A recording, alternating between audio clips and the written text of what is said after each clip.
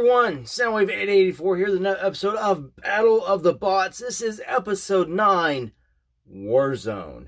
This is Generations Warpath versus War for Cybertron Kingdom Warpath.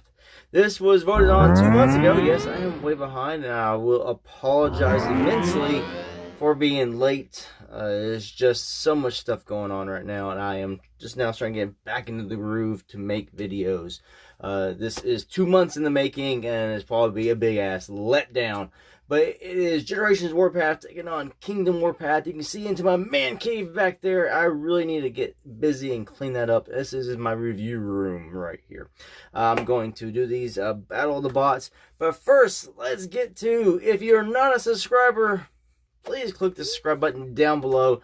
Thumbs up this video, and that will help me out immensely. Also, I have links down in the description below where you can help support the channel by shopping through Amazon affiliates.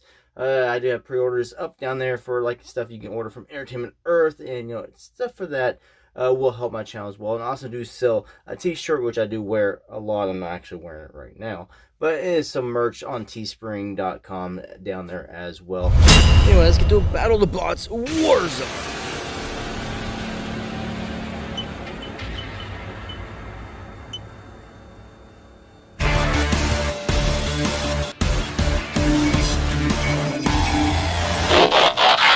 Alright, to tell the tape. Generations Warpath, released 2011. Height 5 1/4 inches. Weight 3.4 ounces. Kingdom Warpath, released 2020. Height 4 3/4 inches. Weight 2.6 ounces. Round 1, Head Sculpt. Let's take a look at Generations Warpath. Alright, Generations Warpath, that head sculpt is pretty menacing, I would say. Almost could slide right into the Decepticons. He's got some slanted, like, he's got the eyes. He's just got little mean, beady eyes looking at you. He's got silver there for where his mouth would, I guess, a little light up. He's got like a little head crest up here, almost like he's got hair up there. And that part kind of bugs me. It's like a little bit of hollowness in top of his head. Otherwise, it's not a bad head sculpt. Gray, kind of darkish gray in the back and some black up top. It's a nice update to a Warpath head sculpt. I just think it looks a little bit too bug-eyed. Maybe that's it. Maybe little squinty insect eyes. And it's just a little bit too on the mean side. On the Kingdom Warpath, it's got a more G1-esque head sculpt. It leans right into the cartoon. I can see this right here. No, next to Hoist. This is a G1 sculpt. It is a nice head sculpt. You got the white around the eyes, like an eye mask. It's got dead eyes, though. That's the problem here. I guess like maybe they're going for light piping. I wish they would have just done those in blue or something, but they're very, you know, it's like a black plastic in there. It's just very, very dead. Doesn't have any life in the face. So really, both head sculpts, you know, do have some negatives in my opinion. But if I had to choose a winner, Kingdom Warpath. Round 2, body design. Now I'm going to look at Generation Warpath first. It is a good update to a Warpath character. It does pay some you know, respects to the original G1 toy and a little bit to the animation model with some of the grays and silvers in certain places. He's still got the treads on his arms and on his feet. It is a nice figure. He's bigger, he's taller, he's a bigger deluxe, especially compared to the Kingdom Warpath. The proportions are really, really good. He looks like he could mess some stuff up. On to Kingdom Warpath. He sticks to the animation model a little bit. He is still shorter in deluxe height. He's bigger than what your Cliffjumper and Bumblebee are, but he is smaller than what your Hoist or Prowl is. But he's in the like a little middle ground, which in the cartoons they did portray Power Glide and Warpath to be more of a Carbot height, and some of those he's pretty much Hoist height, but they were portrayed as bigger bots, not just mini bots. And this figure here is trying to slide into that middle ground between mini bot and a Carbot height. The proportions are fine until you get to his big beefy feet, and that is pretty much sort of toy and G1 animation model accurate. I think the winner here is Generations Warpath. Moving on, we go into articulation. Now, Generations Warpath here has 17 points that I count of articulation. He does miss out on some things that you do get nowadays in the War for Cybertron line, but he still comes with most of the bells and whistles. He doesn't have a bicep swivel. He's got a swivel here at the elbows. He has no wrist swivels. They do move in and up, or in and up, up and down, because that is for transformation. You get thigh swivels here. You got knee bends. There's no ankle tilts. No waist swivel either. Head can do a 360 all the way around. There's no up or down. You can go up if you want to, but it's going to push his head into the cavity here for the transformation. You get his shoulders and stuff, but you do miss out on some of the articulation you get in the War for Cybertron. And speaking of that, War for Cybertron Warpath, you get wrist swivels, you get ankle tilts. Already two things you didn't get in Generations, and plus you get a 360 waist swivel. It's another thing you did not get. You also have an up, a little bit of an up, no down. 360 head all around. You got the shoulders, you got the swivels here. Again, at the elbow, not the bicep. But you're getting all the other articulation you get in Generations, plus more. And he's got 20 points that I counted. So winner here in articulation, Kingdom Warpath. On to round 4, accessories. And what you see is what you get right here with Generations Warpath. Now, he does have a missile that does fire. So that is pretty much his one accessory he comes with. But he does have a lot of weapons here, already attached to the figure here, and then the cannon in his chest. So accessories from him, a missile. On to Kingdom Warpath accessories, he has this piece back here, which you can just put on his back, or you can use the peg holes here on his arms to make it like a shield, so he can deflect the blast from the Decepticons. And with the little port or little peg here, you can attach blast effects, and so it's like he is blocking the blast, and he's absorbing it with his shield. So his accessory is a shield, which is a necessary part. And it's parts forming for his vehicular mode, his tank mode. We'll get to that later on in this video. So, winner for accessories, it's a draw. They both suck. Moving on to round 5, quality controller QC. That could be anything from joints to sticker placement to paint apps to stuff like that. I really am either figure. There's really nothing big that stands out in my copies. I'll just say right here on Generations, his barrel is crooked.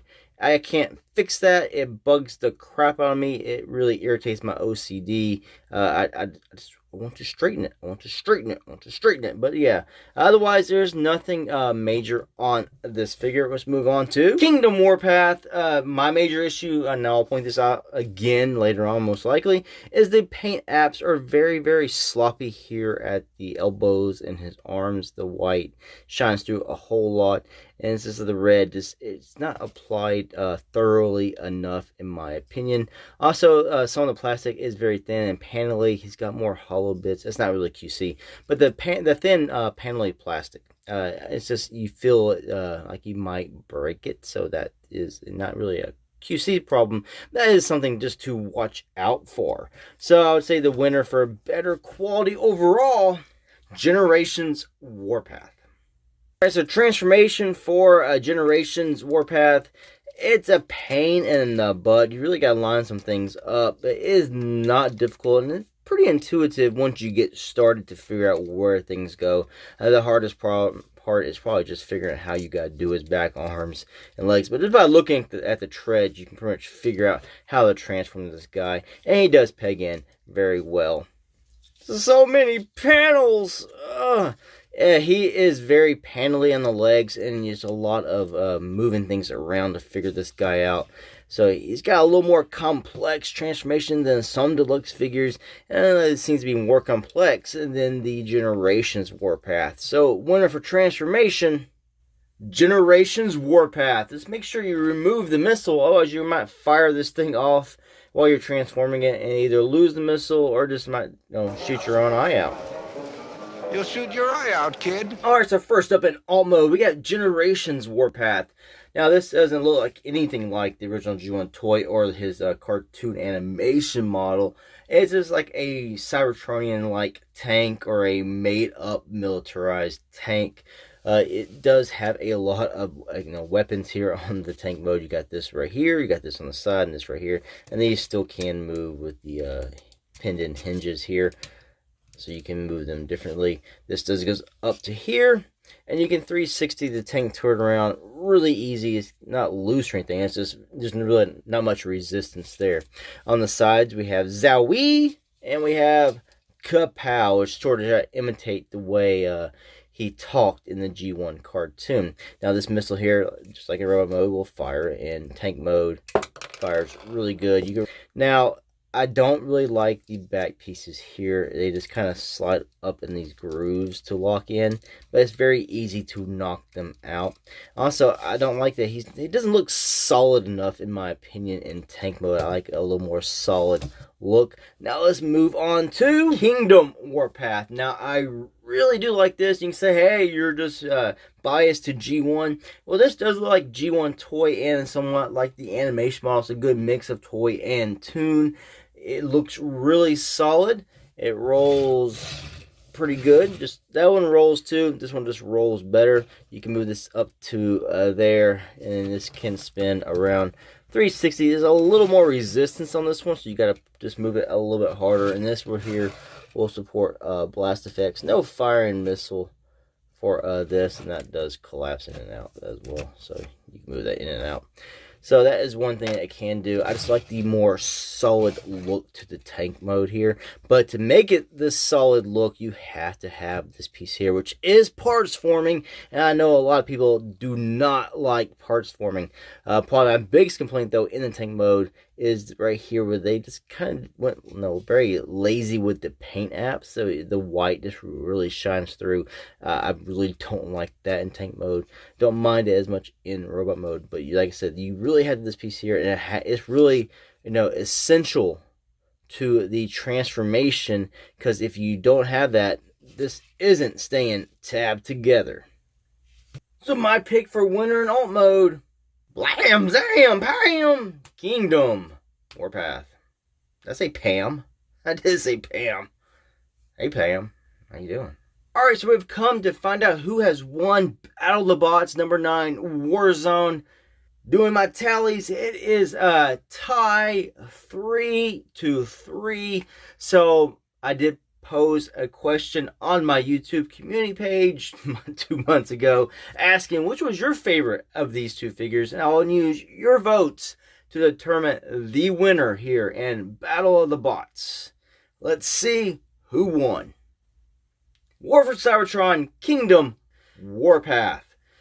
So that has been Battle of Bots number 9. You can let me know who you think is the better figure down in the comments below. In my honest opinion, if I put these two together, I would actually choose the Kingdom Warpath. Just because it scratches my G1 nostalgia itch more so than the Generations Warpath. Either figure is a good figure. You can't really go wrong with either one. I just say the Kingdom will give you more of the articulation that you're looking for nowadays in a Transformers figure. They both are done well. It really just depends on what you're looking for. If you're looking for a good, actual, tank alt mode, I would lean to the Kingdom. For if you want a bigger, beefier, more mean looking robot mode, Generations Warpath is probably going to scratch that itch more so. And he does have a firing missile, whereas Kingdom has parts forming, and you can put a blast effect on his big old barrel that sticks out of his chest. So this has been BattleBots number 9. Let me know which one is your favorite down in the comments below. And also, you can let me know who you like to see in Battle of the Bots down in the comments below. Now, of course, this depends. I have to own the figures to do this. And I might put some more polls up on my YouTube community page, so check that out. And just subscribe, be a member, whatever you gotta do so you can keep up to date with Battle of the Bots. I'll try to make this a more regular series. Thanks for watching. Until the next ones. Peace out.